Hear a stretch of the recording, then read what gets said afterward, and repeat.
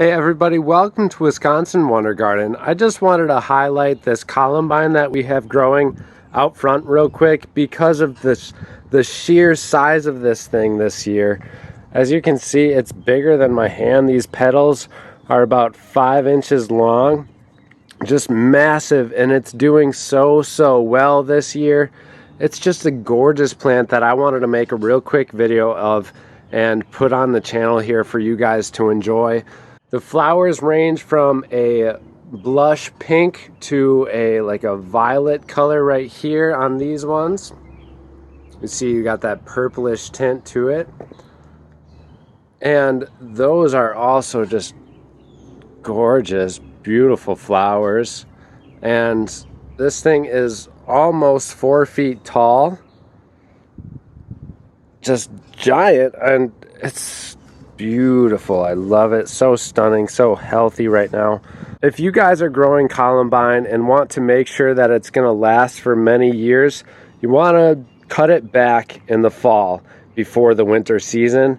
That way it's just not lagging out throughout the whole year up until the point where it freezes or totally stops growing.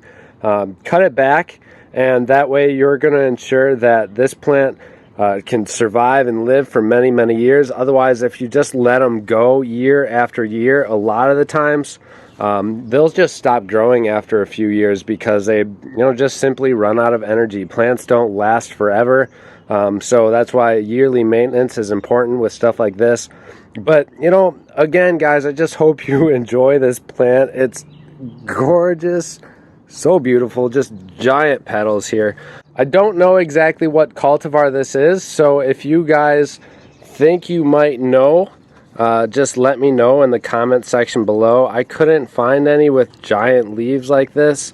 I mean, this one in particular, from where it starts right here, just huge, 8 inches right there. Beautiful plant. Let me know if you know what cultivar this is. I couldn't find it anywhere. There's so many of them, so it might have been a family heirloom at some point from somebody before we moved in here and they got it planted. But either way, it's a beautiful plant. I am looking to harvest the seeds of this thing this year so I can plant several other of these along the garden and in different areas. So I will be doing that this year and then cutting it back next year to again make sure that this plant stays happy and healthy by doing that cut back. Thank you guys so much for watching. I hope you're having a wonderful day. Happy gardening.